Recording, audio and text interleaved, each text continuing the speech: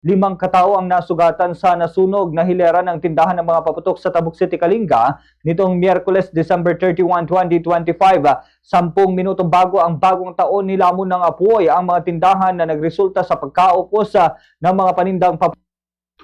Sa panayam ng Bombo Radyo Kawayan kay Police Captain Raf Manganip, Information Officer ng Kalinga Police Provincial Office, kabilang sa mga nasugatan ang 3 minor de edad na babae at 2 lalaki matapos sumabog ang mga ibinibentang paputok at pyrotechnic devices sa Purok 4, Bulanao, Tabuk City, Kalinga.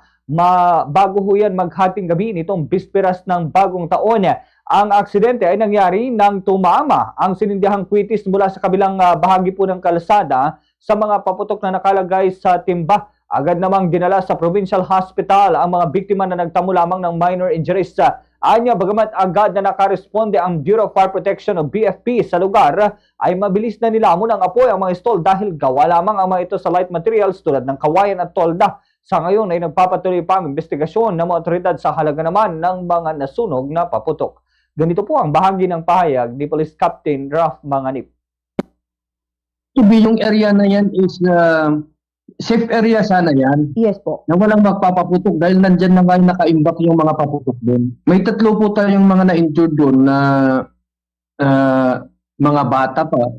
So ay isang 5 years old na female. Oo. At isang 13 years old na female and isang 14 years old na male din na mga anak din na nagbebenta. Samantala, isa pang lalaki ang nasugatan naman dahil sa boga sa Dananaw, Laknog, habang may 2 lalaki ring nasugatan sa bahagi po yan ng Agbanawag, Tabuk City at sa may Rizal, Kalinga bago ang Pasko. At kabilang dito ang 3 sugatan mula sa pagsabog ng dinamita sa bayan ng Balbalan. Samantala, isang miyembro naman ng Armed Forces of the Philippines ang natamaan sa paa ng bala sa Purok 6, Bulanao, Tabuk City sa bisperas ng bagong taon. Patuloy na inimbestiga ng PNP upang matukoy ito ay kung ito ba'y ligaw na bala o bahagi ng shooting incident. Bago dito, pasado alas 11 ng gabi, isang senior citizen na babae ang nabangga naman ng isang minor de edad na lalaki ng motorsiklo sa may bahagi po yan ng Kawagayan, Pinukpok, Kalinga. Dead on arrival sa hospital ang biktima habang ang minor de edad ay kasalukuyang nasa stable na kondisyon. Ganito pa ang karagdagang pahayag ni Police Captain Raf Manganip. Lang natin yung mga kababayan natin na ngayon naririnig natin na pumuputok na naman sila na yung mga paputok na yan, wag nyo nang iputok. Kuha kayo na lang ng mga timba ng tubig at doon nyo isausaw yung paputok para hindi na puputok yan.